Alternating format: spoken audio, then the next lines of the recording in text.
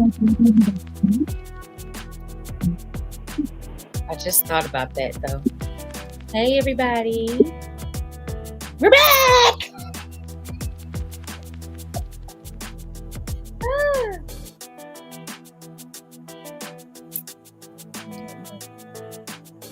Dirty glasses.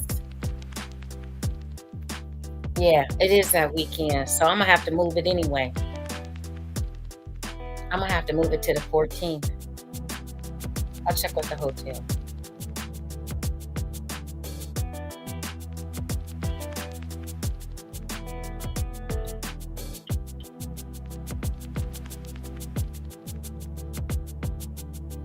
Come on in, tell a friend, tell a friend.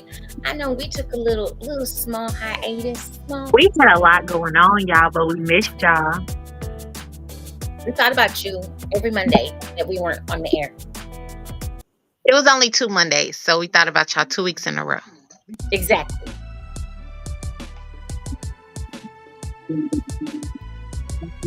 Hey, everybody, come on in. Let us know who's here. Say hello.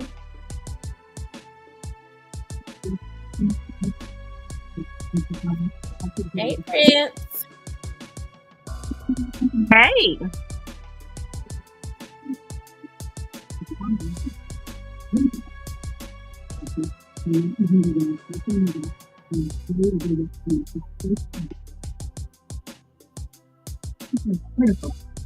Come on in, everybody. Make sure you say hello.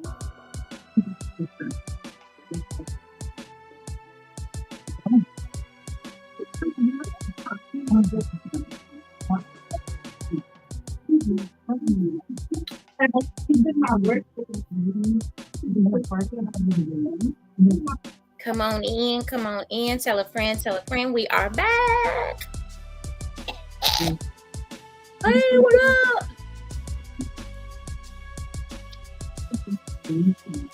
Hey, Thunder. Hey, babes. Good night, baby. I'll be going to vote in the morning, too. Have a good night.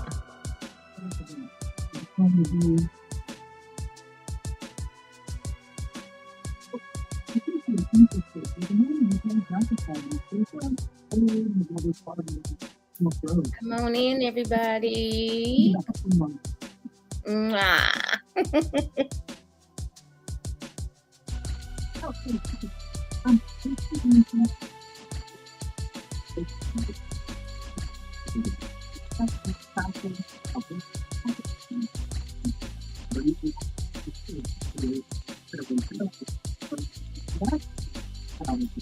Hey, everybody. Make sure you say hi, say hello. Let us know where you're from.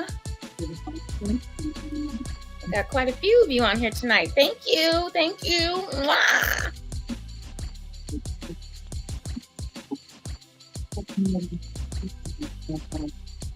I hear you. Hey, Papa Joe.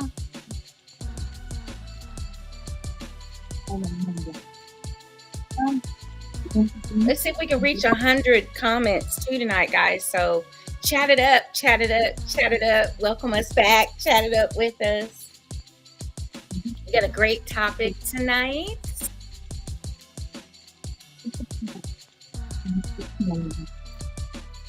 Yeah, I got an early morning airport run. So yeah, as soon as I get done with that airport run, I'm making that run right to the polls, baby. Right. I'm gonna be at the polls at 6 a.m. My daughter's mad that I'm waking her up, but the topic is apology languages tonight, Papa.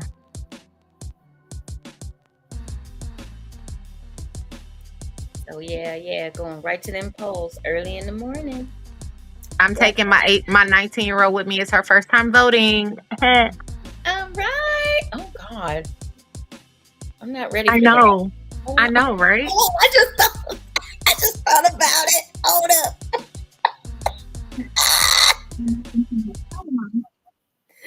All right, everybody. Welcome to another marvelous Monday on Juicy Tales Erotic Chat. I am Ms.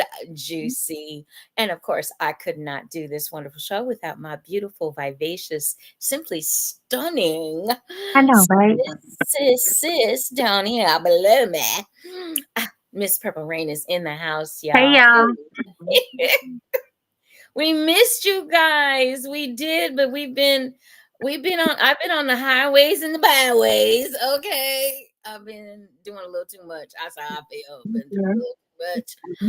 But it was great. It was great. So I was at Exotica in New Jersey, for those of you that were not aware. So it was quite the trip.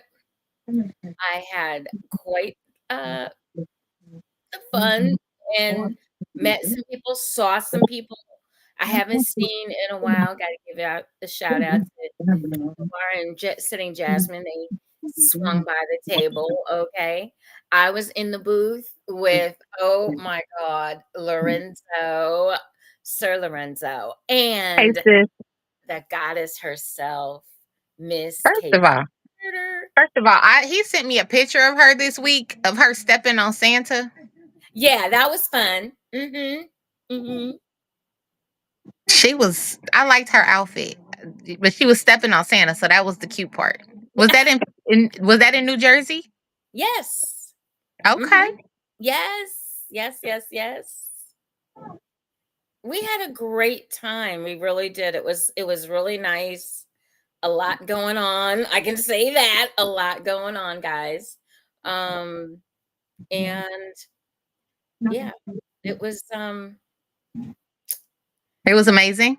it was a lot. I mean, eyeball overload, needless to say. Okay. Eyeball overload. There was so much going on. You really just Was it better than Chicago or a different experience than now Chicago? in my opinion, no. In my Okay. opinion, no. Was it at least a different experience though? Yeah, I think probably each venue probably has its own, its own feel, It's on basically. je ne sais quoi. Yeah, it has its own regulars probably that come to it. But it was really actually was nice. I did get to walk around Okay. the hold on one second, y'all. I'm so sorry. I'm trying to turn that off. There we go. We were gonna do the scores and the one of the plays came on here, so I gotta fix that. So just turned that off. But yeah, it's really quite the event. If you've never been, I would tell you to go. Okay. I would Okay. say it is definitely I've geared not been to Chicago yet, so I'm gonna do that one first. it's really geared towards porn, everybody. I will say that. It is still geared Okay. towards porn. But there is the sexpert corner, which is really nice. And there's a lot of people of color as far as the sexperts that are in that area, which was Okay. cool. You have entertainers all over the place, which was Okay. nice. You have a lot of different vendors Okay. that were there.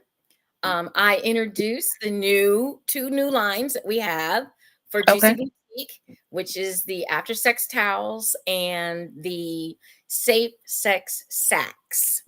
So Mm. it was really a lot of Sounds fun. juicy. It was, and we had, um, the drive was gorgeous, except for Pennsylvania, clean up the damn dead deer. Okay, come on. Pennsylvania's always a hard drive, I hear. It's beautiful. It's through the mountains, pretty much. It's straight 80 from Cleveland. It was not a hard drive at all. Just a lot of dead deer. Just a lot. Okay. I mean, a lot. Um, I'm here for it. and some a lot of construction, especially on the way back. Took me a lot longer to get home than it took me to get there. So Okay. but other than that, it was great. It was really great. It is a great event. Once again, guys, it's a 3-day event. The next one is in DC in December. And after that, in April, it will be in Chicago, April 11th through the 13th. I do Okay. plan on being in attendance for that, along with, drum roll, please, Miss Roxy on the pole. We're gonna Whoop, whoop. be working together Yay. for the Chicago event. So it's a Well, lot. I will definitely try to get that marked on my calendar to be there and support my sisters. Not sure what my April is bringing yet because we got some things in the pipeline here in Indy. But if I'm free that weekend, I'll be there. Mhm. Yeah, I would, like I said, DC Papa, I would tell you to go to DC. Yeah, if you're up that way. Now, once again, every time you go, ladies are free on Friday night. Just letting everybody know, Friday night, ladies are free. So a lot of women in the house. A lot of ladies, people are a little freer at this event, dress wise. You might see. I mean, it was Halloween. I seen Papa Smurf. Mm. Okay, Was there he were a Papa lot Smurf of for real? there were a lot of people dressed as cows. I just want to mention that. And I have a new cowboy. He's on my Instagram. I made some great connections with some folks.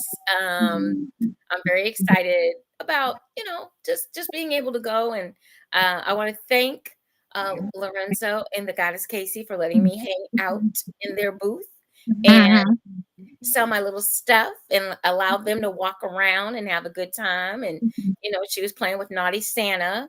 I just want Casey to know I'm finding glitter still everywhere.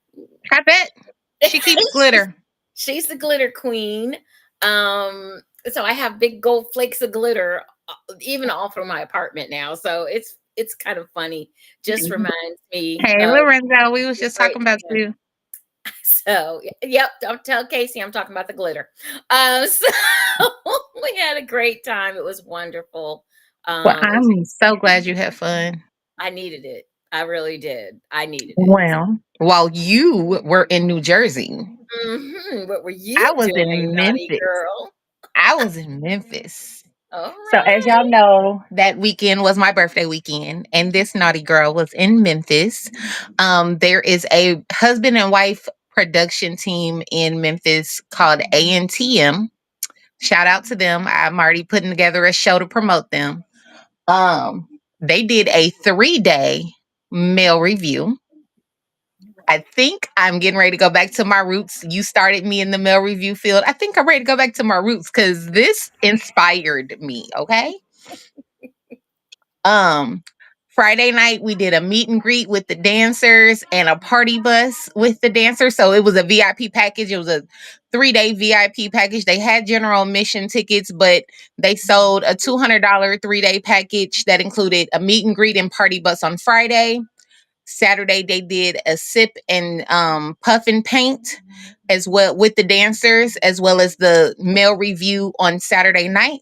And then on Sunday they barbecued for the VIPs, and then we had a encore male review on Sunday night. So I didn't come back till Monday. Okay. And was their 6th event. It's called Soho. So I'm already looking forward to next year for Soho 7. It was an amazing night, but it was some dancers that it took me back to my roots with you and Luscious. And these were real entertainers. My favorite dancer, Night Rider, did not dance, but he was there. And then I met some new favorites because when I say they took me back to what entertainment is. These kings and queens, because they had 3 female dancers, 2 stud dancers, and a femme, that I've never seen a femme dancer hold her own with the male entertainers. And this girl, her name was Marley Monroe. She was absolutely gorgeous, and she was an entertainer. She was not a stripper. When I tell you she held her own with the boys, and we both know how hard that is to do, in heels. Her concept was creative. Her music selection was great. Her choreography was amazing. She quickly became one of my favorites. But I got to see some real male entertainers that I hadn't seen in a while. Because the industry, in my opinion, is flooded with strippers, and there's a big difference, as we know. Mhm. But these And, guys, the and people that and we just want y'all to know, if y'all do hear about us getting back out there and doing some stuff, honey, you better be an entertainer, not a damn stripper, because we don't hire strippers. I'm now learning how to do my research, because baby, the entertainers that this couple that Keith and his wife picked for this event, and that they have, most of these entertainers were repeats. They had a Mhm. couple of rookies new to their event, but they have their favorites and some that had been there at all 6 events back to back. um they're worth it. There was a Mhm. couple that took all my money, and you know me, I'm stingy with money with entertainers. There was a couple that could get, I almost thought about cash apping them on Sunday because I ran out of singles. Okay. Oh, Let's just put that out there. They almost got my cash app. Um but yeah, it was a good time of networking and meeting new people. Like I said, I do okay. plan on bringing Keith and his wife onto the show and talking about the entertainment, because he's been doing this a long time. He used to do shows in Chicago as well. So be expecting that. Like I said, even if it's not on the putting an event together, I'm definitely about to get back into my entertainment bag, even if it's just researching and talking about them, being your local entertainment blogger. Okay. Hey, So like it I was a good said, time. we've done it. We've done it. I've done it all. We've done it And I all. was right there with you, so I know. Right. It is a big difference. And um, shout out to them for having entertainers and not strippers. And Because shout out to my girls that went with me. My girl Ann, she okay. put the girls trip together, and it just happened to fall on my birthday weekend. She's another one that's a sucker for a real entertainer. All Um, right. All right. so she put the weekend together and showed us the package and booked the Airbnb and did all the managing stuff. So shout out to my girls. It was 5 of us that went. Next year it's gonna be even bigger because we've already decided to go back. Um, yes, it's a good time. It was good. It was great networking. Definitely something I want to continue. So, Okay. Well, we definitely got to keep our eyes and ears open mhm. for that event. So, yeah. Let's make that happen. I will. I met a male entertainer also at Exotica, who happens to be here in Cleveland, and Okay. he's putting on an event. So Valentine's. So we'll see how that goes. But it's really fun to get back into your roots and just meet new entertainers is number one. Just meeting new guys Yeah. and appreciating uh, their talent, and the men and the women that do this, because the ones that really invest in their bodies, invest in their costumes, invest in their music, invest in their craft, are the ones that really you want to hire. And yeah, they do cost a little bit more, but that's okay because they're gonna put on a They're show. worth it. They're worth it. Show. So yeah, I'm happy Let me just speak on this. My favorite of all of them, because Night Rider is my babe. But my favorite from the weekend was this guy named Sensation. Girl, he came out in what was that character? It's a Marvel character. Oh my god. Why can't I remember? It's a white skeleton mask.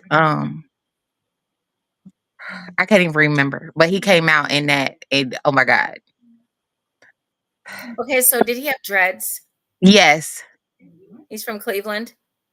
I think so, but I think he lives in Virginia. He's kind of thick. No, no, no. He's skinny.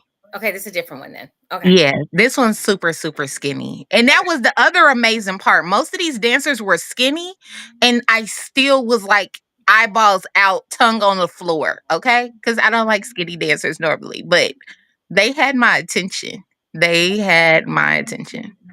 All So, yeah. right. Mm. Well, tonight, as you can see, we've kind of been busy having some fun, doing some other things. So we are back until the last 2 weeks in December when we take a hiatus and get ourselves revamped and recharged during the holiday For season. the new year. Then we'll be back after the new year. But right now, we are good. We will be on the air the rest of the time and having some good conversation with you guys. So tonight, my beautiful sis will be taking the lead. We have a great topic for you guys. But right before we do that, the topic, I got to do the NFL scores because, I can't forget. We're NFL girlies. We've been NFL girlies, exactly. So right now, live, it's the Buccaneers and the Chiefs. Right now, the Bucks are beating the Chiefs in the third quarter, 14-10. And we're going to go right on as quick as I can with these. We've got the Texans and the Jets played, and it looks like the Jets beat the Texans 21-13. Cowboys and the Falcons. The Falcons beat the Cowboys 27-21. Falcons are now 6-3. Cowboys are 3-5. Texans are 6-3. Jets are 3-6. Broncos and the Ravens. Looks like the Ravens beat up the Broncos 41-10. The Broncos are now 5-4. The Ravens are 6-3. Dolphins and the Bills. Looks like the Bills squeaked it out over the Dolphins 30-27. The Bills are 7-2. The Dolphins are 2-6. The Saints and the Panthers. The Panthers squeaked by the Saints. Both teams are 2-7 now. The Panthers were 23. The Saints 22. The Raiders and the Bengals. Bengals whooped the Raiders' butts 41-24. The Raiders are 2-7. Your Bengals are 4-5. The Browns are continuing to have their issues and problems. And so the Chargers whooped that ass 27-10.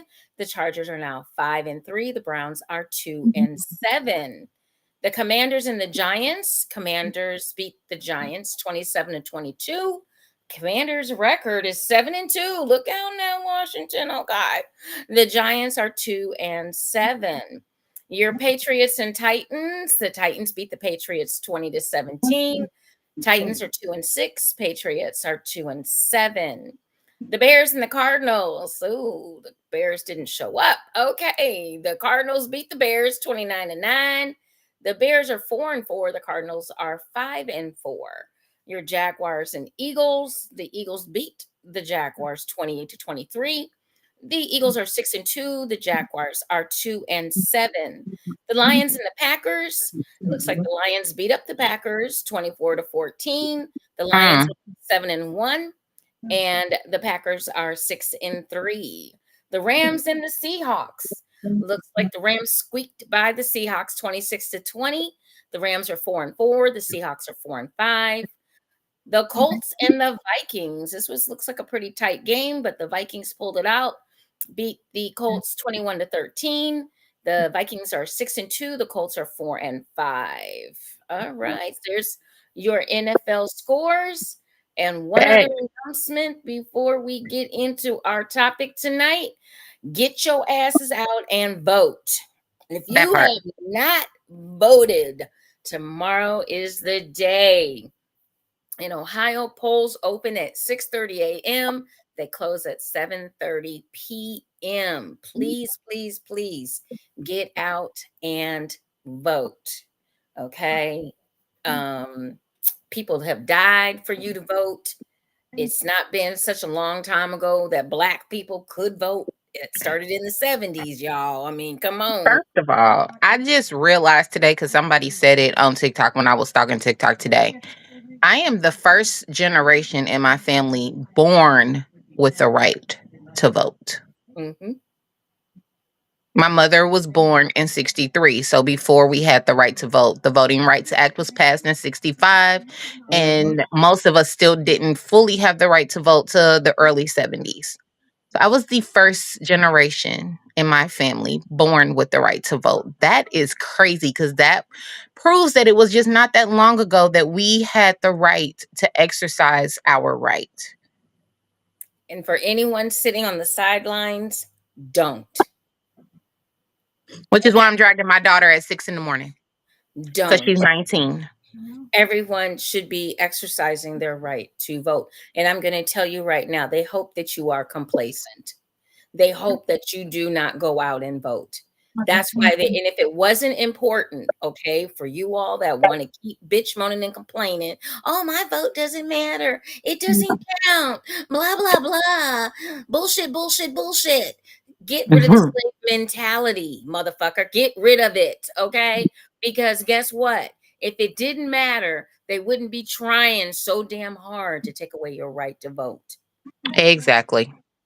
So please Exactly. get out and vote. And to my women, if you've missed it today, I was on my soapbox. I'm gonna be on it very brief so that we can get into this topic. But ladies, I don't care if you black, white, pink, purple, green, or gray. I don't care if you're a Republican. I don't care if you're a Democrat. I don't care if you're independent. Ladies, understand this. Understand this. Women are dying. They have taken us back to back alley abortions in a lot of these states. Roe v. Wade was most definitely one of those checks and balances, and they have taken that away, and they have allowed these states to do whatever the hell it is that they wanted to do. So we've gone backwards, and women are dying. Understand that in this day and age, the United States of America, one of the greatest countries ever, looks like a fucking third world country because we are not allowing the doctors to do their jobs. The nurses, the OBGYNs, that's their job to determine what should happen, and the woman that is having the baby, that's their area of expertise, not your politicians. They're politicians. They did not go to medical school. They have an opinion just like all of you do. Women, it is our time to stand up and vote for us. I don't care what you think about Kamala Harris. The one thing that I know she's going to do is protect women's rights. And let me say this, make this very, very clear. Make this very, very clear, because Trump has showed you who he is. Grab women by the pussy. Those are his words. That makes my eyeball twitch every time somebody reminds me of that. He's been convicted of sexual assault and rape.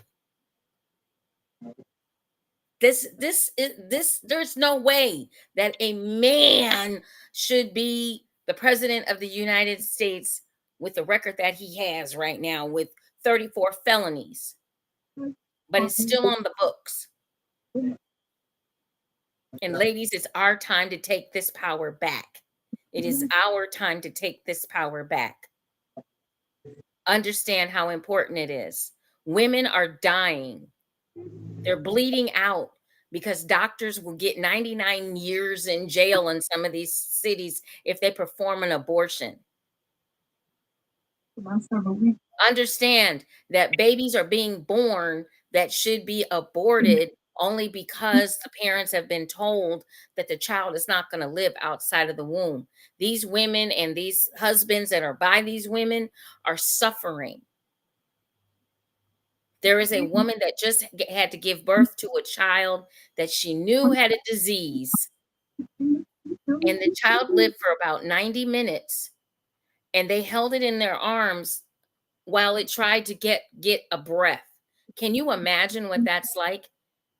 No, I don't want to. I don't want to. So we got to do better, ladies. We need to take this over. If you have not voted, you better think twice about voting for a misogynistic pig. Someone that does not care about your rights or your daughter's rights or your granddaughter's right, or your great niece's right, because all of this is going to affect every last female in the United States if this idiot becomes president. Let me explain one other thing so that you all make sure you get the full picture, because they're going to strip all of our rights away. So that means husbands can rape their wives again. I bet that's going to be right back on the books, isn't it? How about Mm. you step by the water cooler and guess what? Somebody fills you up. You're not going to be able to complain to HR because, oh, it's the good old boys club. And instead of, working your way to the top, you're going to be sucking your way to the top. Okay. So please, ladies, understand they're trying to take us backwards. So get out and show your power by voting and giving this man another "we don't want you, Trump, you fired." That's my soapbox.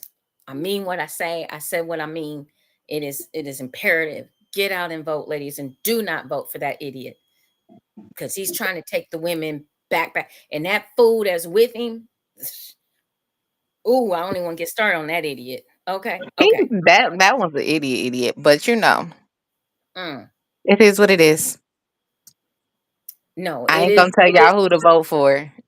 I'm gonna tell you But who to vote for. I just told you. I know you can go vote for who you want, but in my opinion, okay, there's only two choices, and to me, one of those choices is not very good. So there's one. Okay, that part. So, with that being said, go vote. Okay? thank you. But tonight we are going to talk about apology languages. Now, as y'all know that intimacy and couples loving on each other and knowing how to read each other and knowing how to love on each other is always my thing. And we've talked about love languages before, and most times when it comes to relationships, all we talk about is love languages. What we don't talk about is apology languages. So I did some research on it, and on the love language test, there is actually a apology language test to learn what your apology language is. So those five choices are: make restitution, request forgiveness, accept responsibility, expressing regret, and planned change. Like make a plan to go vote. Okay, go ahead. So, with that being said, we're going to get into this a little bit, but what I want people to understand is that understanding your apology language is like understanding your love language. It is the way that you appreciate or want someone to apologize to you. And those are the ways that you usually show your apology. When it comes to relationships, though, just like understanding love languages, you have to understand that your apology language might not be your partner's apology language. And what you expect might not be what they expect. So, in turn, you have to understand that they might apologize differently than what you would like. And understanding how they apologize, as well as understanding how you apologize, is going to make things a lot better and keep you from being frustrated. Because Or just like love, or keep you from feeling like they didn't apologize the way that. that part, or feel like they didn't apologize at all. Because just like with love languages, y'all be feeling like they don't love you because they love the way that they know to love, right? Hey, Janet. Hey, Janet. So, first one we're going to start with is make restitution. This is actually my love language, and it came up on my test at 32%. So, I have these at the order that I'm giving these in are happen to be the order that I tested because I wanted to, to see where I was at. Make restitution says, in our society, many people believe that wrong acts demand justice. The one who commits the crime should pay for their wrongdoing. A mate who speaks this love language feels the same way towards apologies. They believe that in order to be sincere, the person who is apologizing should justify their actions. The mate who's been hurt, simply wants to hear that their mate still loves them. There are many effective ways to demonstrate sincerity in an apology. Each mate must learn the other's love language in order to complete the act of restitution. Though some mates may feel as though all is forgotten with a bouquet of flowers, they may not necessarily work for all mates. Every mate should uncover what their partner's main love language is: words of affirmation, acts of affirmation, quality time, acts of service, physical touch, and receiving gifts, which we've talked about those before, and use that specific love language in order to make restitution in the most effective way. For a mate whose primary apology language is making restitution, no matter how often you say, "I'm sorry, I was wrong," your mate will never find an apology sincere. You must show strong efforts to make amends. A genuine apology will be accompanied by assurance that you still love your mate and have a desire to right the doings committed. So that makes so much sense to me, because in order to make restitution, to me, it makes sense that that was my biggest one. Because in order to make restitution to me, and we're going to use me as an example, I like my two main love languages, acts of service and acts of affirmation, to be given. An apology is one thing, saying you sorry is one thing, but show me. Mhm. Fix the thing do the thing that I'm fussing about. If you missed my birthday, I don't necessarily like gifts, but it's the effort. It's the act of service of showing me that you thought about me. You know what I'm saying? And that's how you apologize to me. So I completely get that. What you think about that definition? Um, I'm the type of person, probably I won't be. I won't. Yeah, I feel like your actions need to speak louder than your words. I Definitely. agree. When you're because otherwise, to me, it's like Apollo lying. It's not apologizing. It's Apollo lying. Yeah. Um, I like to see because change. right, because a lot of people will just they feel like, oh, if I just say I'm sorry, that's enough. And if I say it once, no, not necessarily. It depends on what you're apologizing for, Mm-hmm. you know. And I think also, because I'm just going back in my mind, um, when my first husband did what he did, um, when he apologized, I mean, he did apologize in his own way. However, it went flat with me because he was intoxicated. Mm-hmm. You're finding your courage at the bottom of a bottle, and I don't feel the sincerity. I agree. I agree. So, okay, so the next one is to request forgiveness. In some relationships, a mate wants to hear their partner physically ask for forgiveness. They want assurance that their mate recognizes the need for forgiveness. Asking for forgiveness shows that you realize you've done something wrong and that you are willing to put the future of the relationship in the hands of the offended mate. Requesting forgiveness is not easy. It often leaves one vulnerable to rejection.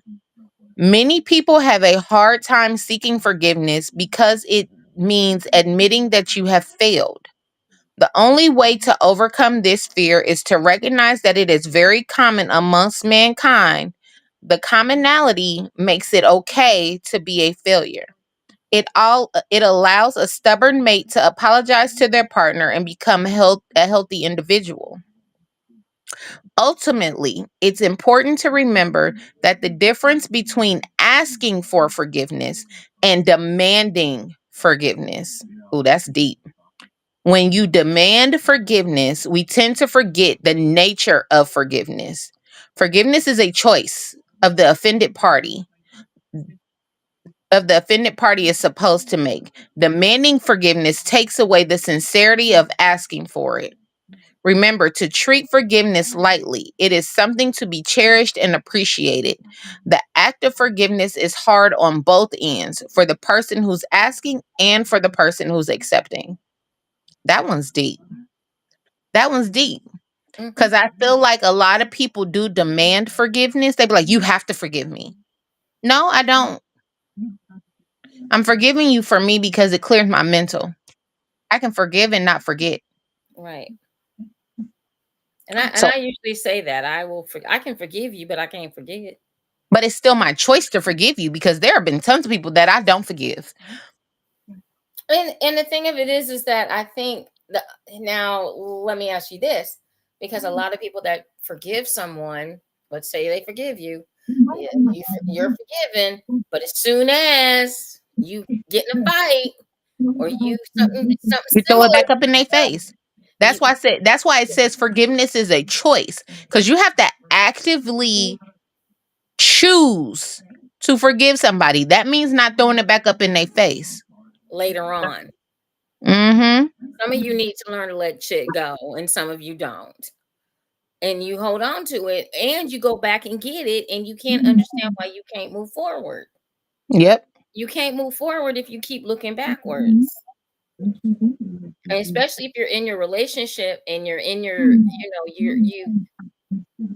you've gone through the tough part, and now it's time to it takes time. It takes time to earn back trust. It takes time to um earn that commitment. It takes time. But if Definitely. you're gonna keep going back and grabbing the bad moment, you're never gonna move forward because you're always gonna be back there. And it wouldn't matter what the person said or did, because you have to be open and receptive to the apology in order for it to actually work. I completely agree. The more I read these, though, even reading the titles of what type of apology languages they are, I feel like they go all hand in hand. And even though you might apologize in one way over the other, they all kind of go together to give a true apology. You know what I'm saying? Yeah. Because I feel like that one, I feel like requesting forgiveness still feeds into making restitution. Mm-hmm. It's just based on the order of the person. So I like that they all fit into each other because with love languages, some love languages don't all fit into each other. You know what I'm saying? He said, that's how most vanilla women operate, right? What? Which way, Papa? I would prefer forgiveness over permission. Yeah, I saw him say that. Some things can't be fixed. He said that too. Mhm. Well, while he's giving me the answer to what he was saying, I'm gonna go to the next one. I, Except, I'm just gonna say go before you ahead. do that, the part about some things can't be fixed. Uh huh. But if you're going into this and you want to fix it, you will fix it. You can't go into it. I believe you can't go into it with a negative vibe. You've got to be open to wanting to fix it and make it That better. is true. I completely agree to that. You can't go in there like you still angry and mad and hurt. I get it, but if you're truly trying to fix it, then truly try to fix it. Exactly. Exactly. All right. So this one's a big one for me. Even though it was my third on my list, I feel like mentally, the questions that they asked that led to accept responsibility weren't the right questions or were paired with maybe the first one for me. But accept responsibility. I think that's big. I tend to do that a lot when I apologize is accept responsibility. And I feel like that is a big part of apologizing, is understanding that something you did offended the person, um, and accepting that responsibility for causing that hurt. So it says, accept responsibility. It is very difficult for some people to admit that they're wrong. It makes them doubt their self worth, and no one likes to be portrayed as a failure. However, as adults, we must admit that we make and will make mistakes. We're going to make poor decisions that hurt our mates. We are going to have to admit that we were wrong. We must accept responsibility for our own failures. For many individuals, all they want to hear is the words, I am wrong. If the apology neglects to accept responsibility for their actions, many partners will not feel as though the apology was meaningful and sincere. Many partners need to learn how to overcome their ego and desire to not be viewed as a failure, and simply admit that their actions were wrong. For a mate who speaks this apology language, if an apology does not admit if an apology does not admit fault, it is not worth hearing. Being sincere in your apology means allowing yourself to be weak and admitting to your mistakes. Though this may be hard to do for some people, it makes a world of difference to your partner who speaks this language. I would change the word weak. I think it Yeah, makes I you don't like the word weak, I don't like the word weak. I like the word vulnerable. I but think people still don't like feeling vulnerable. right, but I don't think you necessarily. I think there is strength. I feel like there's strength in admitting that, hey, I blew it. I was wrong. I messed up. I think there's strength in having accountability. I think there's Right. strength in owning your shit. That part. I don't think it makes you weak. I just think that, you made some people, and some people don't know. I hate to But say that, and you're but right, it doesn't make you weak. I believe that too, but I do believe that people equate being vulnerable with being weak, and that a lot of people, that's everybody's hesitation towards it. hmm, Especially men. Men do not like feeling vulnerable because they think it makes them less of a man. I can go with that. I can see that. So Papa answered my question. He says, first he said, y'all know that's how most vanilla women operate, right? And when I asked him, he says they get an apology, then fake acceptance, and then later on bring it up as a weapon. That means being responsible for oneself. Okay. Yeah, you're right. A lot of women in the lifestyle do that too, though, because I've seen it done. And maybe they fake and be in lifestyle because we're usually a little bit more open minded and understanding. But a lot of women in general do that. And a lot of, I I'm going to say a lot of people, because I know some men that do that too, I especially narcissists. well, I don't want to look at it as someone that fakes it. I think sometimes some folks, and I'm looking from a relationship standpoint or self-love standpoint. Some Mm-hmm. people, you get blindsided. You got to remember, if you're hurting somebody else, they're hurt. And some people are not going to get over it just because you said I'm sorry. And it just, sometimes things just come back up. It doesn't mean that you faked accepting the apology. It just means that you need more time to maybe possibly forgive. Right. And I mean, And you're not maybe gonna it's also, if like for people who bring stuff back up, maybe you didn't take the proper time to heal right. and you're still hurt by it. That's why you're bringing it back up, And you don't, and because some people something don't, didn't get done to fix it. right. And some people don't even, some people don't even know that they're still hurt. And I know some people want to Yep. put other people that are, when you're standing there and you're doing, I call it the Apollo lie, you putting a time limit on when I'm supposed to be better or when I'm supposed to, get over it. You should have been over it already. That was so and so long ago. No, you hurt me. It's not a time frame on my healing process. Right. So that doesn't mean you're fake. I think that just means you're still hurt. And possibly, like you just said, maybe they didn't give themselves enough time to heal, or they didn't. Maybe the person, like you just said earlier, even though this is their apology language, it may not be the person that you're apologizing to. It may not be their apology Yeah. language. I completely agree.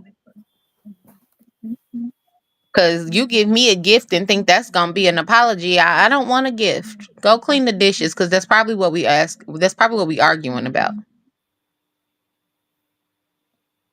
Or give me some quality time, because it's probably what we're arguing about.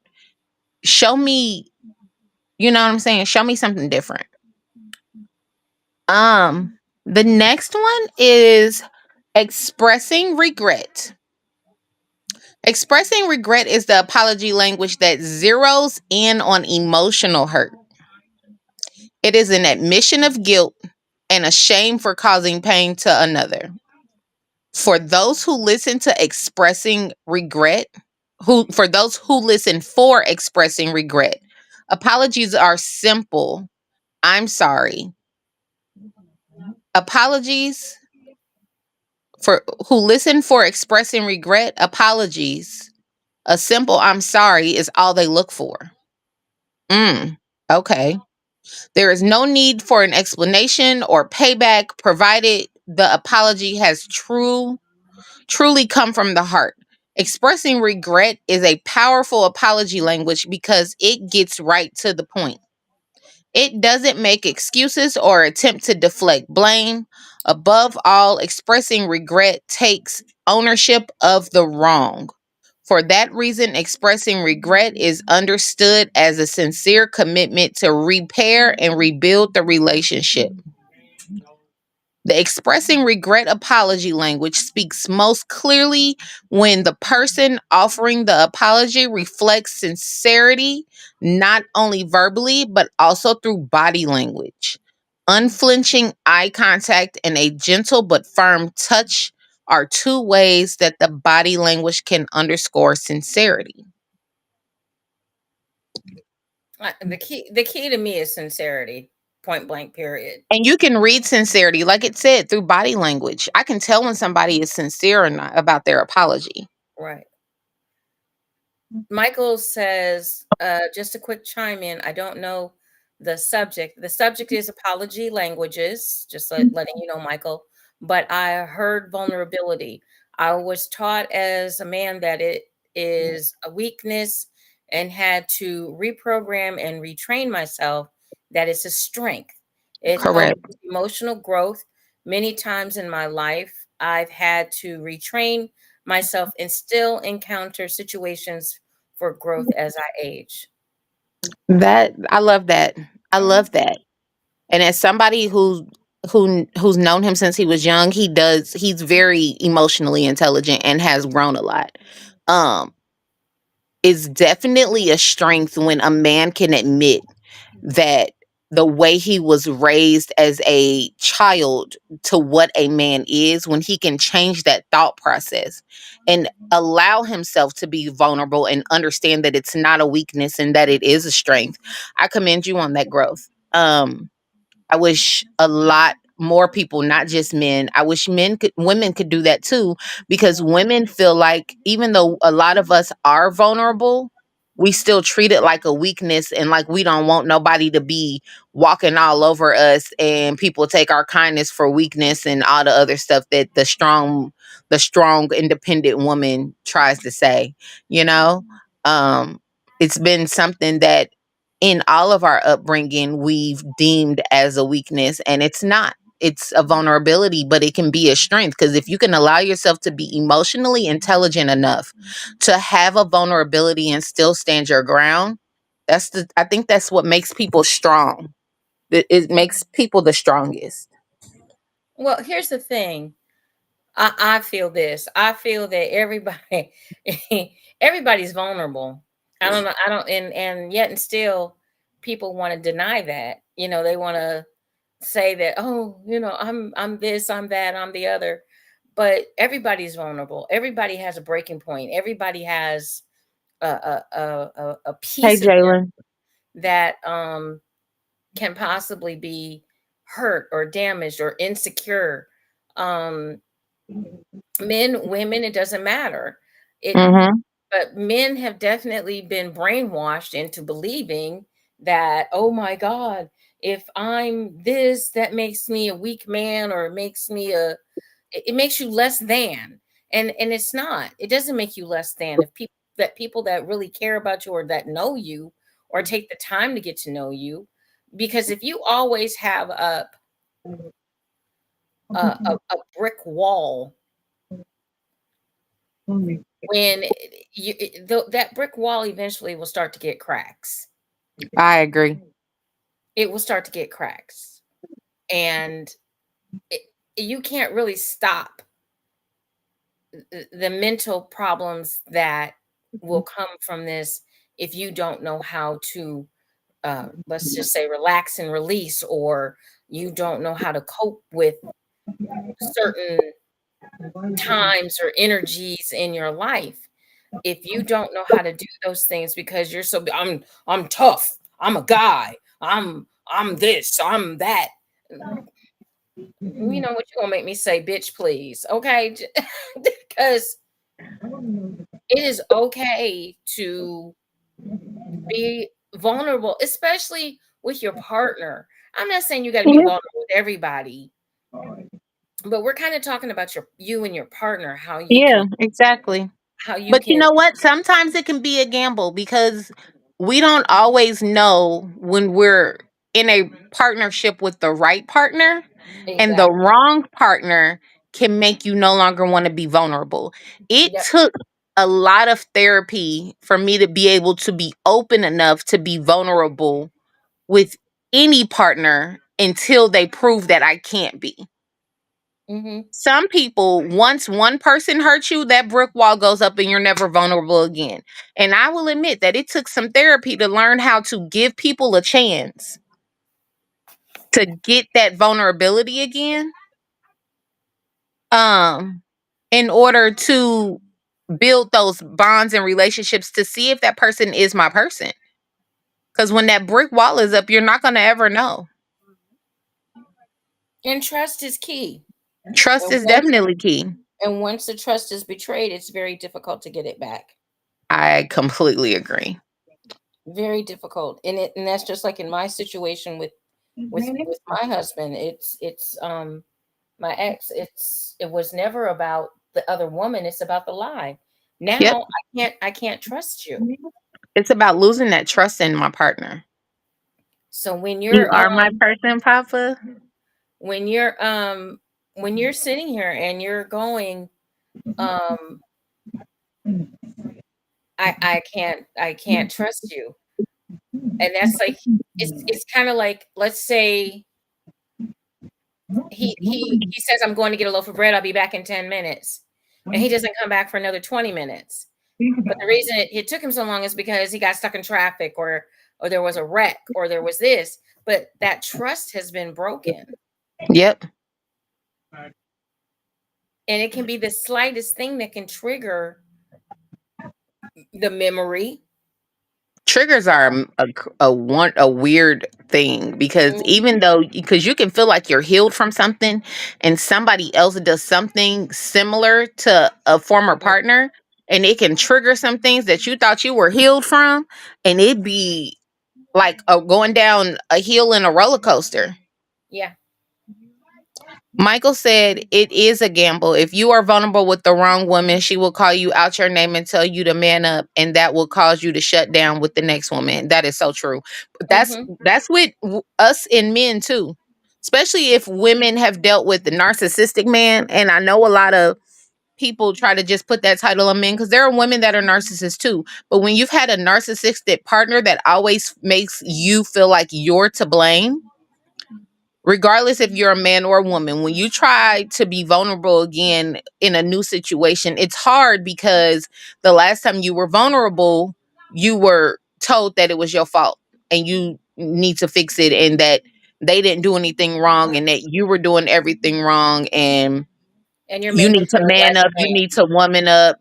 Yeah, when and make you feel crazy when all you're asking for somebody is to not so much have common sense, but to just listen and meet you halfway on something. Mhm. This is what I need from you. This is what I'm asking from you. And then they turn around and say, well, it's not my fault. It's your fault. And you're taking it out of context. You think you know everything. You're trying to control the situation. And you're like, no, I just need you to put forth an effort. I'm putting forth an effort. And now I'm getting blamed for asking you to put forth the same effort. So the last one, this one's hard for me because you can plan to change things, but a plan change with, you can say you are planning to change, but without the intentional effort to do so, it can fall on deaf ears and it can be hard for someone to trust you after this. So, plan change says for some individuals, plan change is the convincing factor in the apology. Some mates will doubt the sincerity of an apology if it is not accompanied by their partner's desire to modify their behavior. To avoid the situation in the future, admitting you are wrong creates vulnerability. It allows your mate to get a glimpse of your heart, the glimpse of true self assurance that the apology was sincere. One important aspect of planned change is verbalizing your desire to change. Your mate cannot read your mind.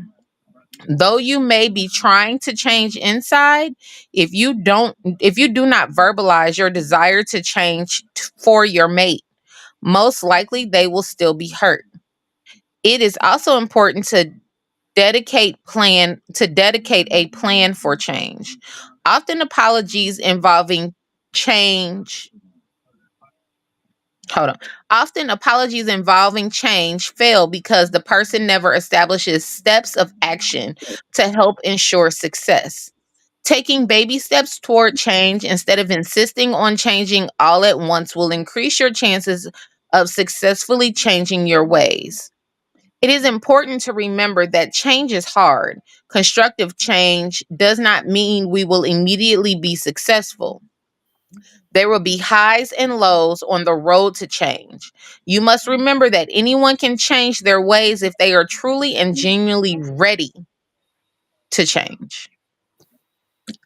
That one is hard on the person getting the apology because you have to be able to also have the patience to give your partner time to change. Well, Um, that and the fact that I think sometimes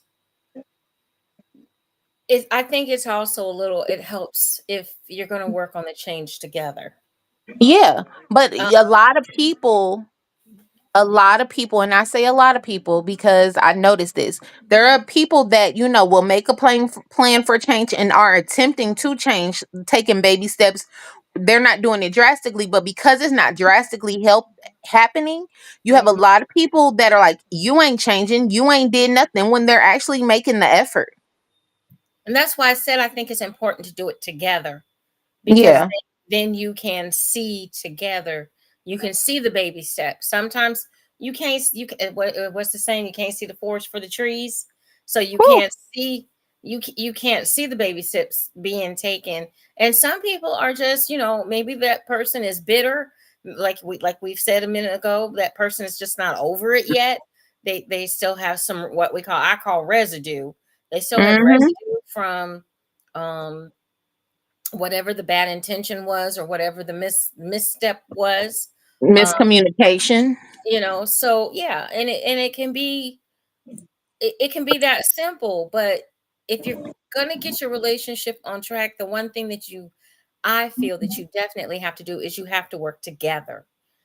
And you have to be able to say, hey, look, you know what, That's true, Papa. I screwed up, or I did this. How can I fix it? I want to change. I don't know how to go about change.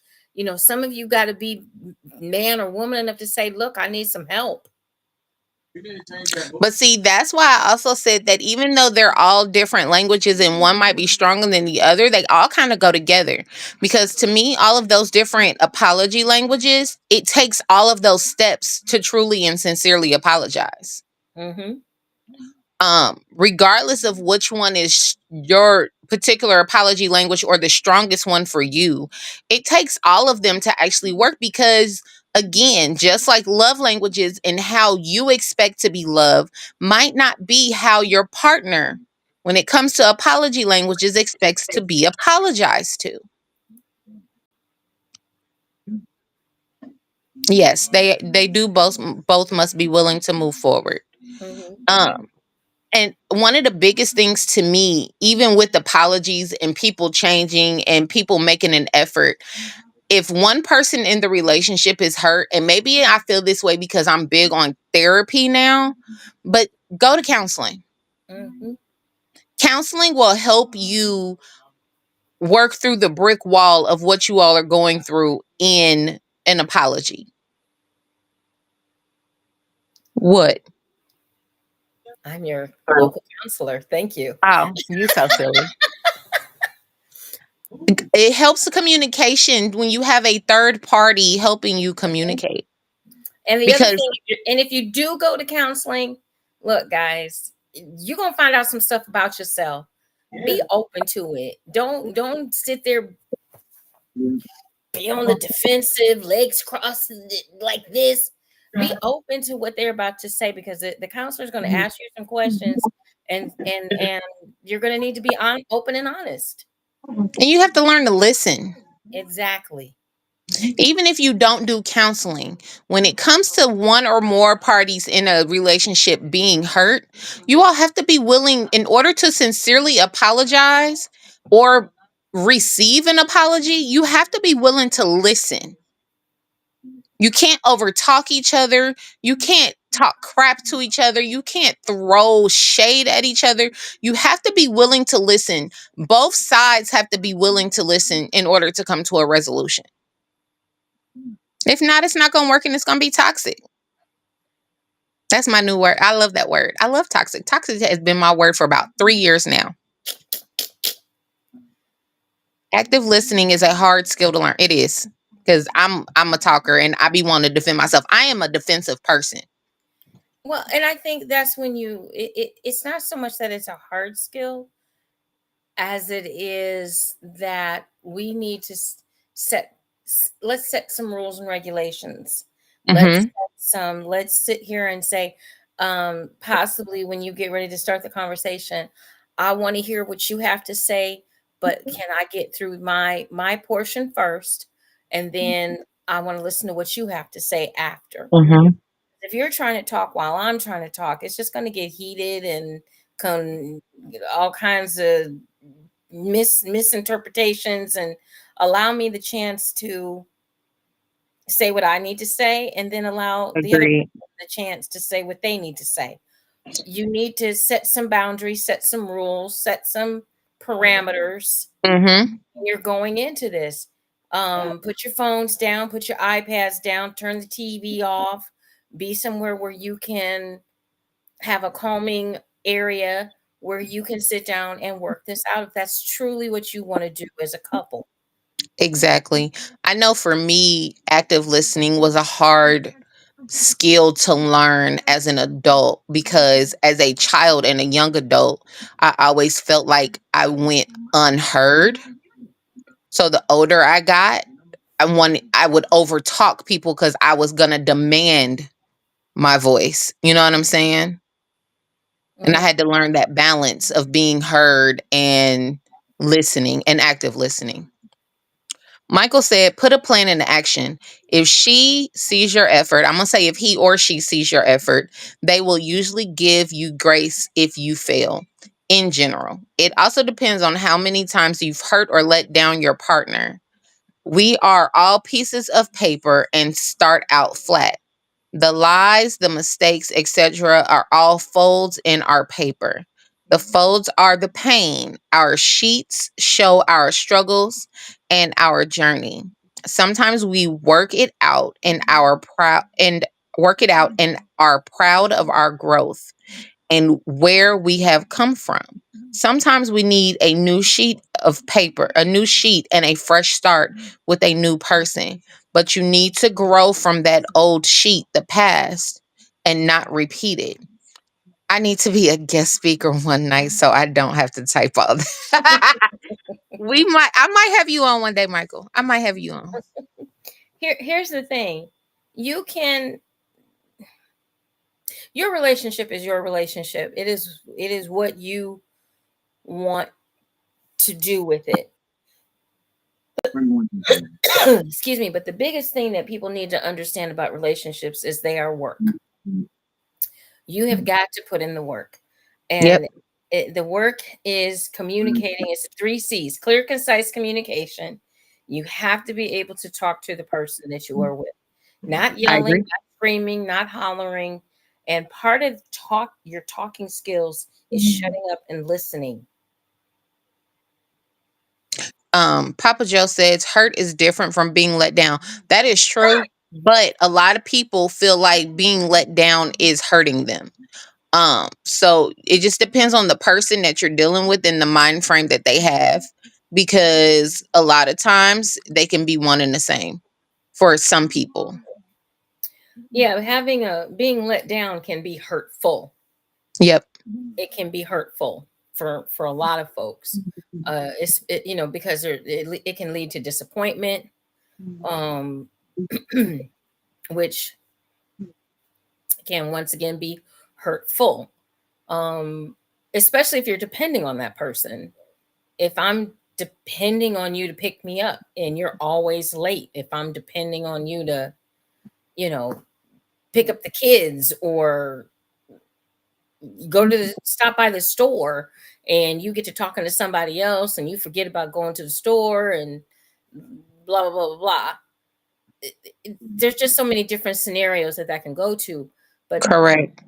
the point of the matter is if you have communication. Oh, hey, let me call my girl real quick, or let me call my guy real quick. I was supposed to be doing da da da da da. If you're constantly communicating, that that makes things a little bit better. At least I know what's going on. Um, People get over being upset or mad much faster than they do being disappointed. That's true. Not everybody.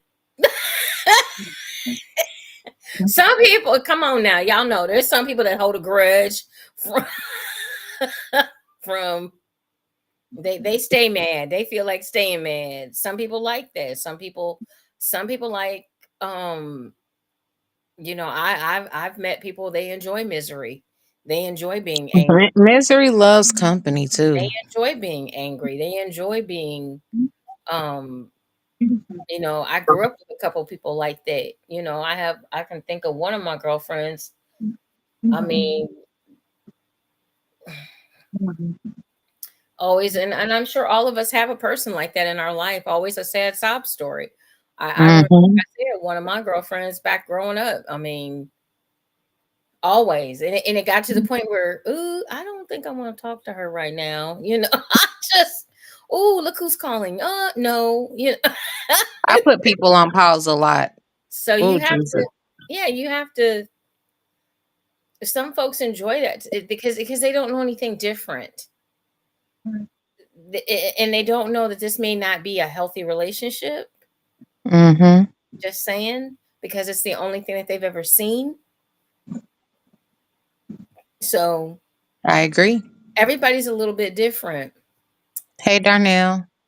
I enjoyed being on your show yesterday. Sorry.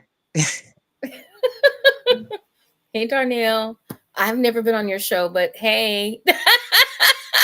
I actually, me and my friends, the Carters, and some other friends of mine here in Indy got invited to do his show on YouTube yesterday. It was a live recording. So I got to. It's up now, so I'm gonna be posting that on my Facebook page here real soon. So having the ability to know or understand when you're hurt is key. And sometimes that hurt comes back. Mm-hmm. You might get some residue, but you need to let your partner know that. Let your partner know.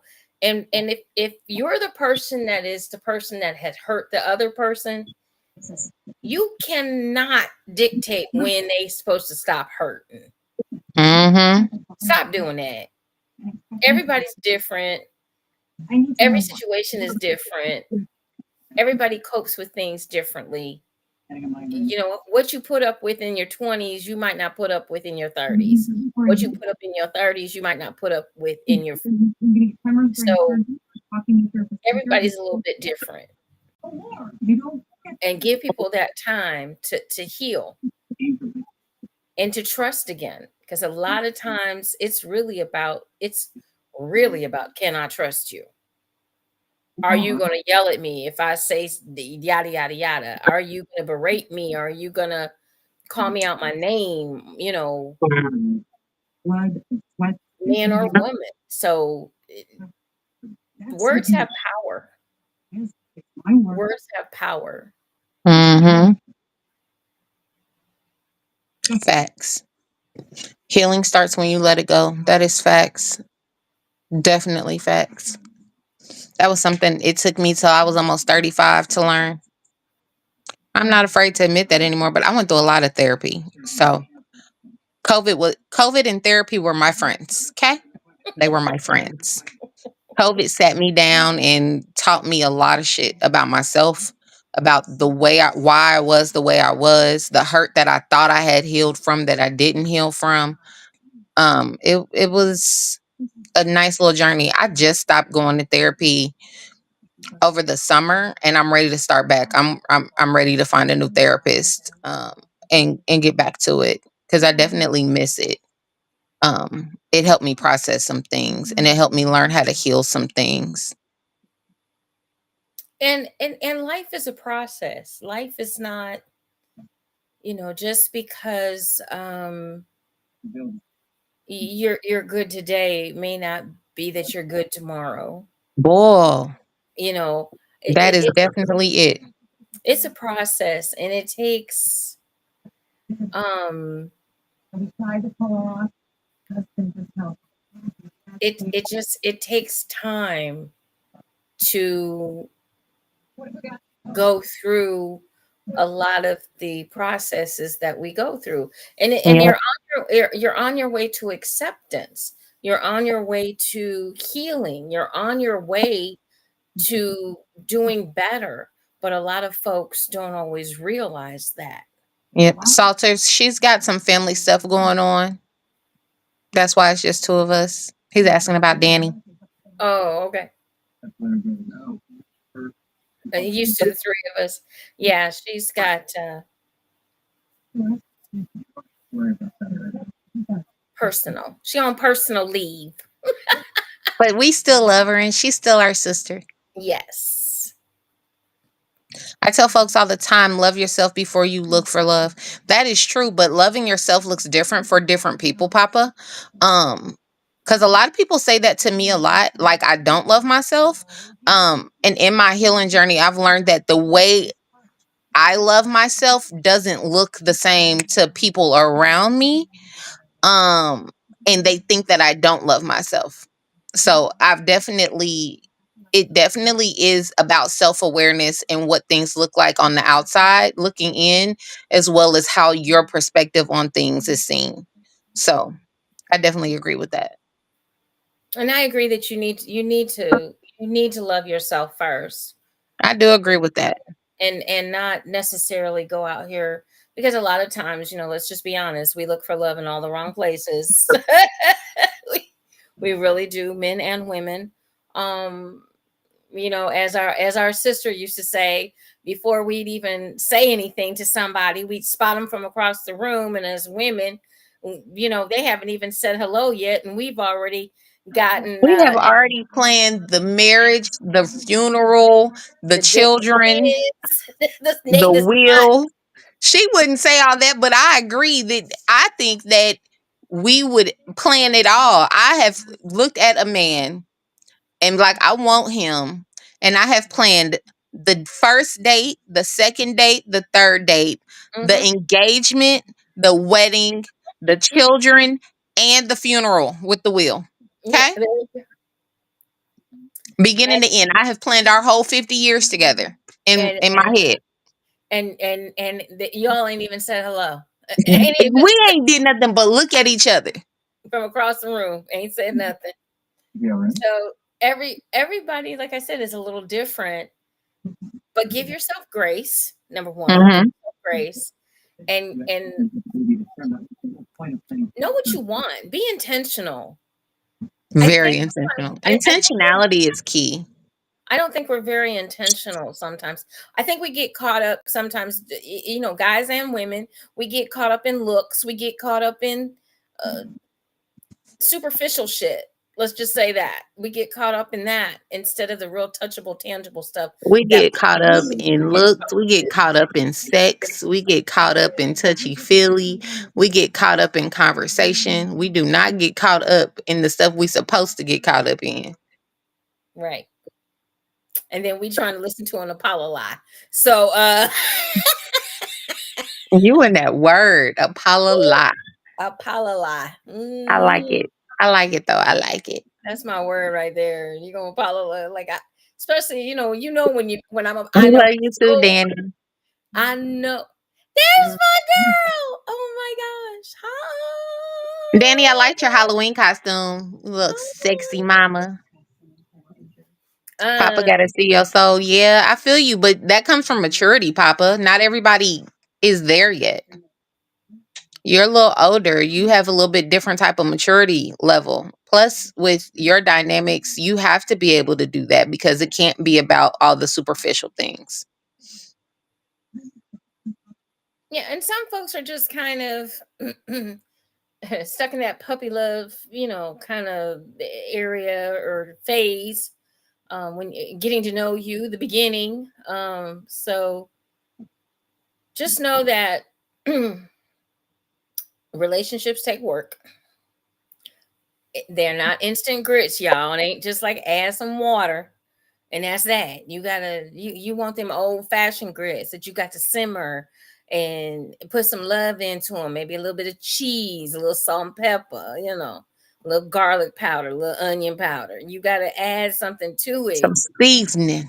right? Some Lowry's. Whip it up a little bit.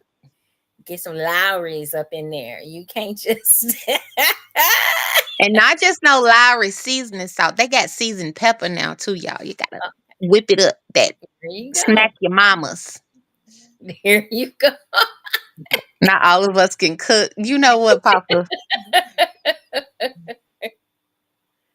So You know how we are as women. We use different analogies.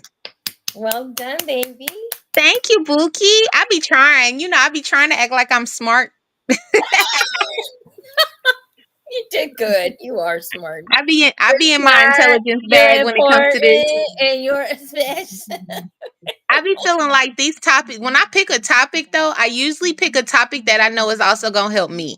As I'm helping other people, I try to help myself too, because I struggle with things just like everybody else.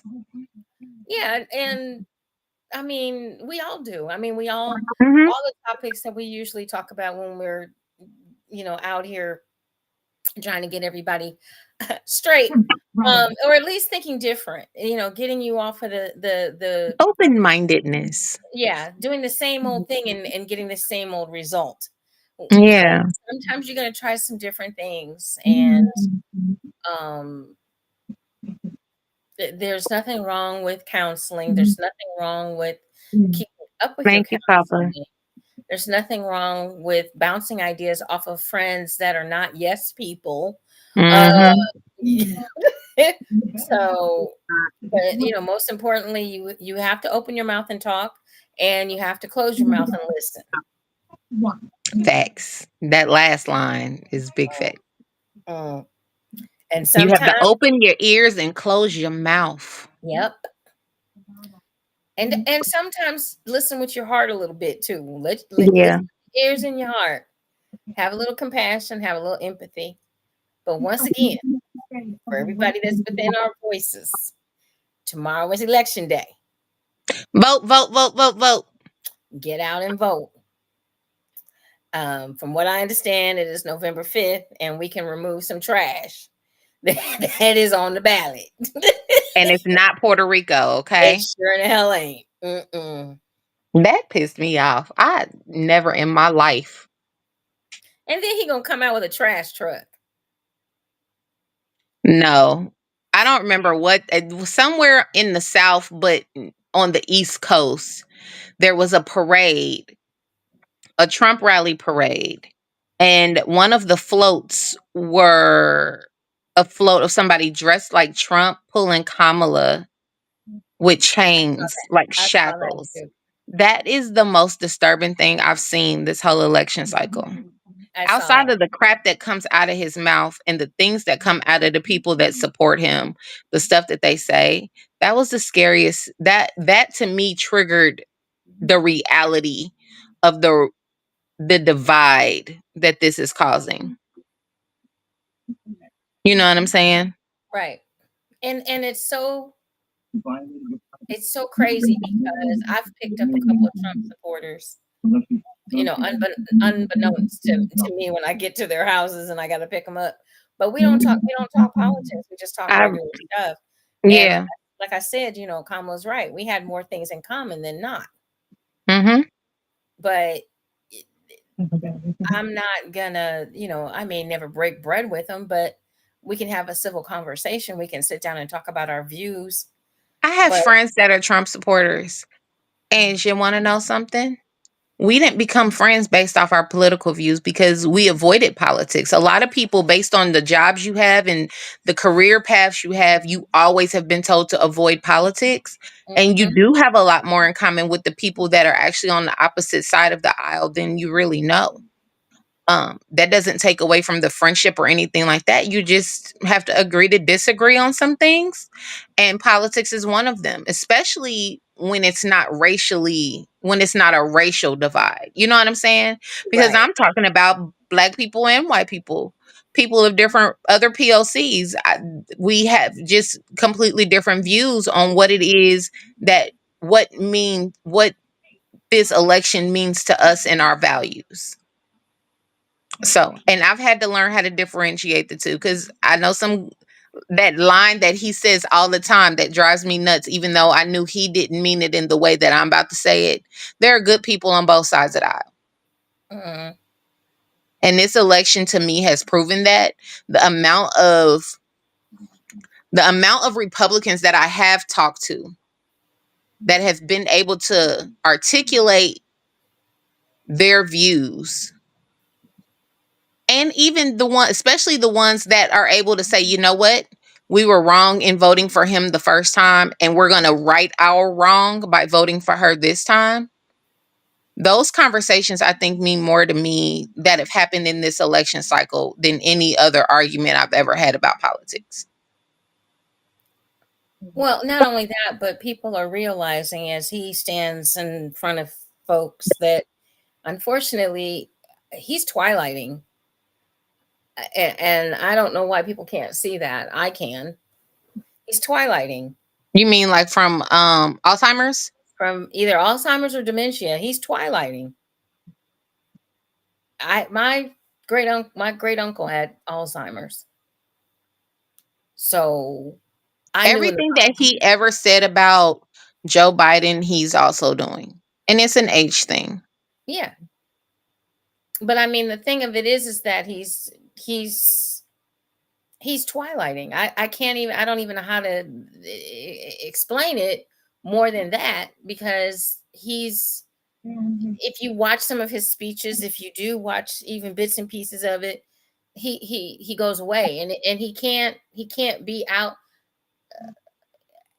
The best thing about the debate is where I really saw him twilight. Yeah. I think the biggest part for being outside of the twilighting is the ideas of the ideals of grandeur. Oh yeah. Those are the that was the biggest triggers to me about what was going on with him. But You'll never have to vote again. Huh? What you mean, sir? What was that? Say that again. Well, my Repeat favorite that. one is he stood up there in front of Christians, and if nobody Said he wasn't a Christian. and I'm he not said a he wasn't Christian. a Christian. I'm not Christian. And I'm like, well, what are you standing up there in front of them for then?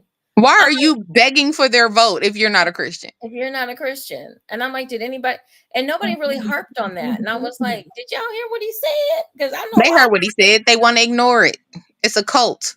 So he's interesting to me as far as the things that come out of his mouth, and everybody just get ready because tomorrow I will be a didn't hot feel mess. like it was. I didn't feel like it was in a cult.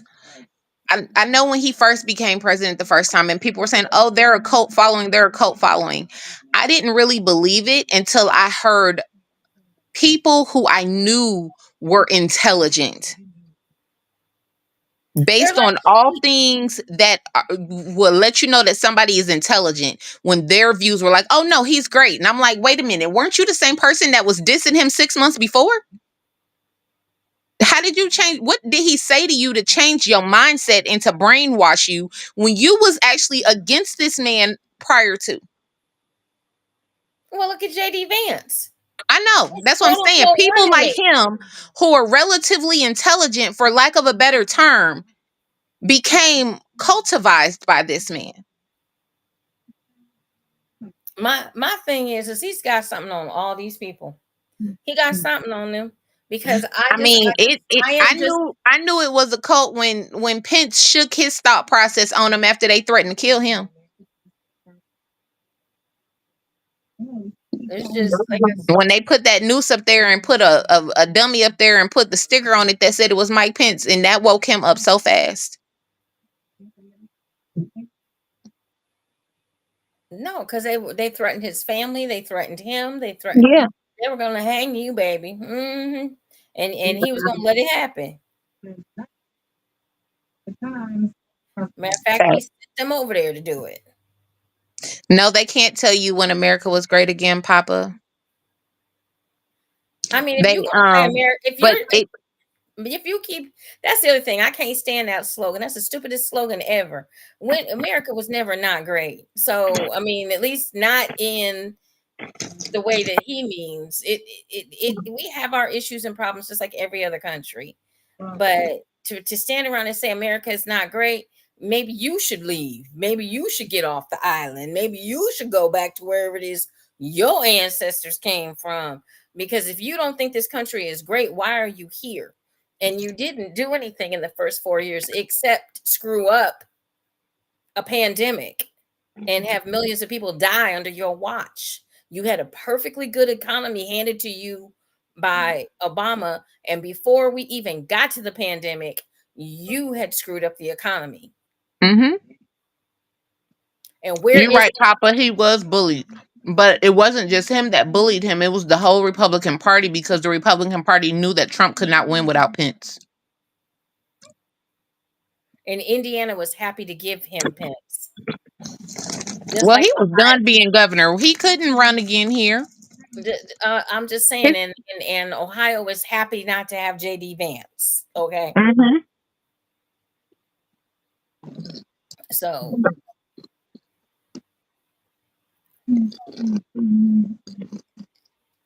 Facts.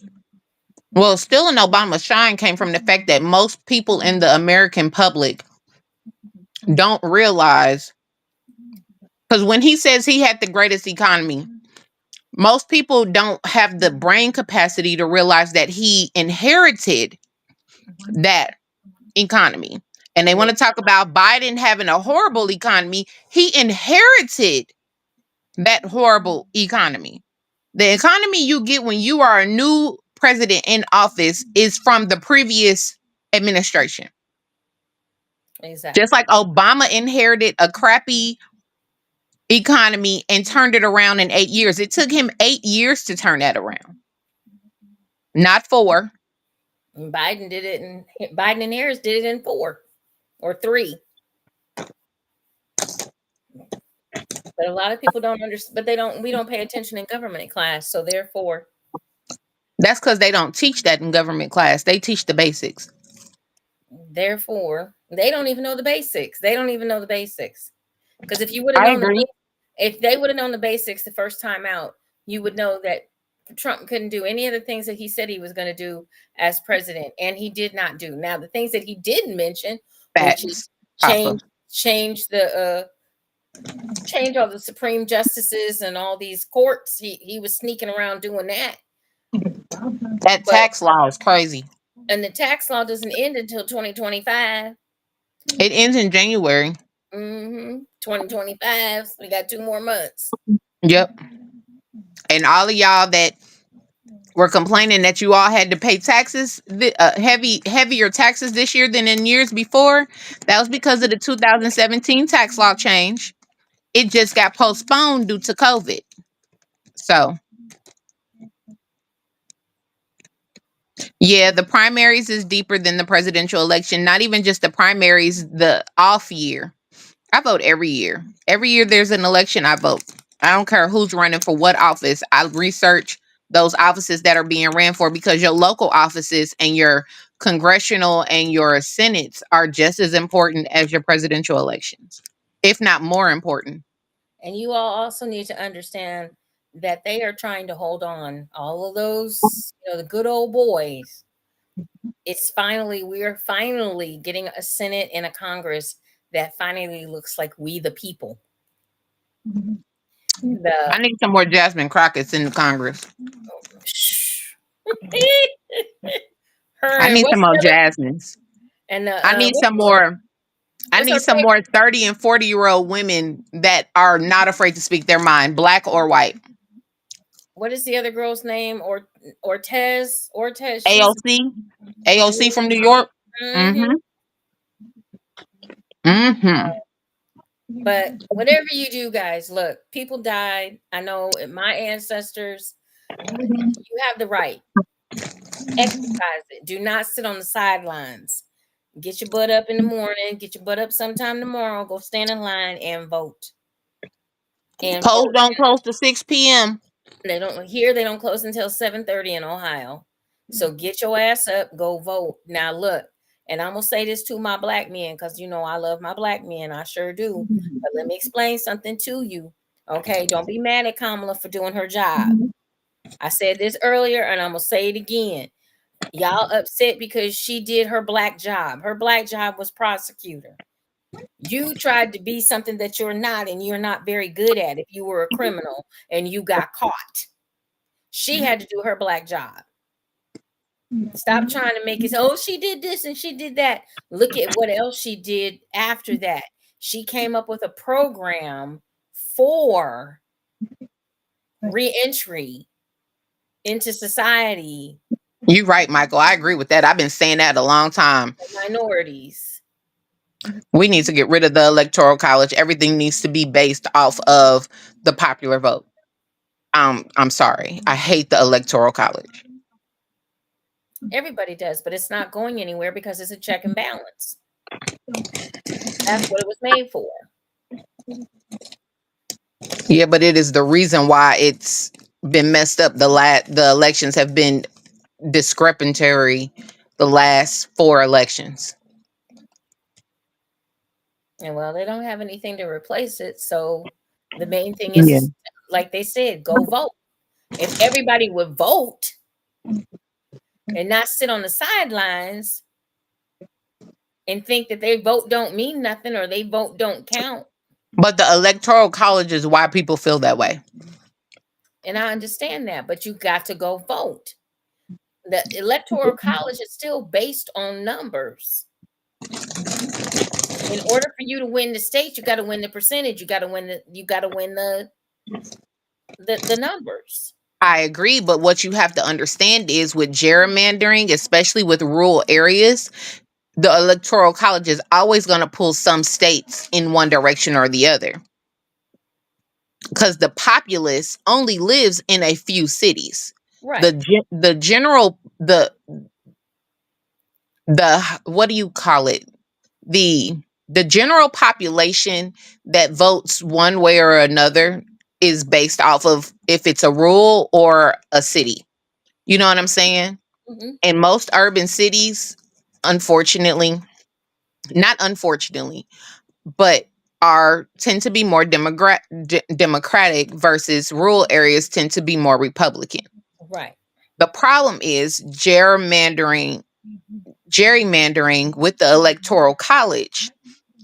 Those more democratic leaning areas, those more urban areas tend to hold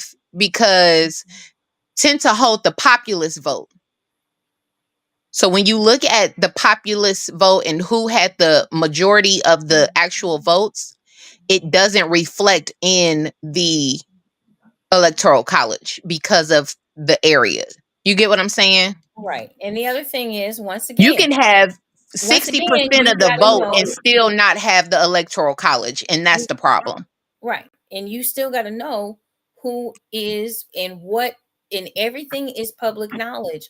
It has to be public knowledge. So you can know what senator, what representative voted for this, did that. Go look at their records. Go look at their records. That's how you keep them in check, how you keep them in line. And if they're not doing what you all want them to do, vote them out of there.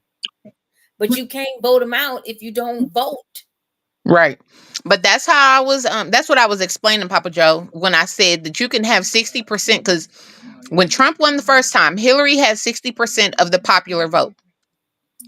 She had 60% of the popular vote and still lost due to the Electoral College, which means the system needs to be revamped in some type of way. Right. No other time before that, and maybe in the Bush-Gore election, was that ever an issue. And those were the only two times in history where the popular vote did not reflect the Electoral College. Right. So they have to, like I said, we still got to get out, and we got to get out.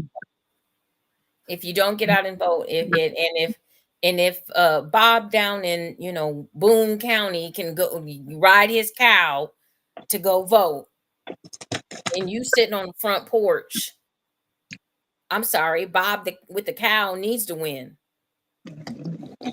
because you took a pass.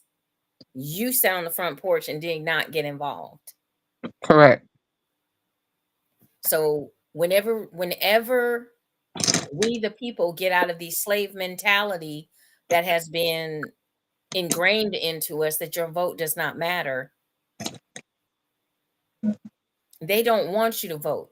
That's why, like I said at the beginning of the show,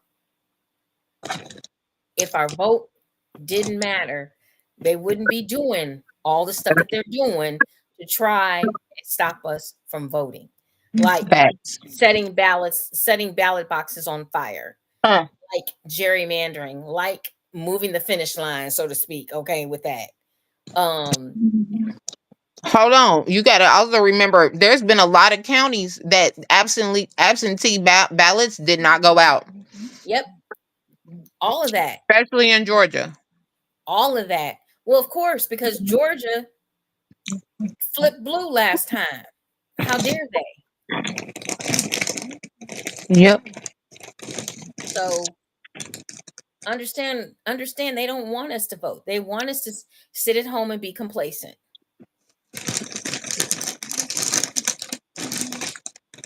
Because let me tell y'all something, just so y'all know, there's more black and brown people than there are white people. If you add in all the black and brown people, PLCs are actually the majority. Exactly. But because of our different percentages, it makes us look like a minority. But we are the majority. As a whole, we are the majority. Yep. And as a whole, marginalized people, no matter what race you are the majority. Mm-hmm. If marginalized people as a whole would stand together, we the people would make sense. Exactly. So in other words, get your asses up and go vote. Bottom line. And on that note, because it is later than normal for us. Exactly. We're going to get off of here, guys. Make sure you join us next Monday night right here on more Juicy Tales Erotic Chat. We will be back with a hot topic for you guys. Maybe a special guest. You never know. but we're going to have a good time no matter what it is that we do. Remember to enjoy, enlighten, and embrace eroticism for my beautiful co-host, Ms. Purple Reign, and myself, Ms. Hi, Bookie. Jewcee. We will see you next Monday night. So join us 10:30 for our folks in Barbados, 9:30 Eastern Standard Time, 8:30 Central, and 6:30 for our folks out on the West Coast. Good night. Love you guys.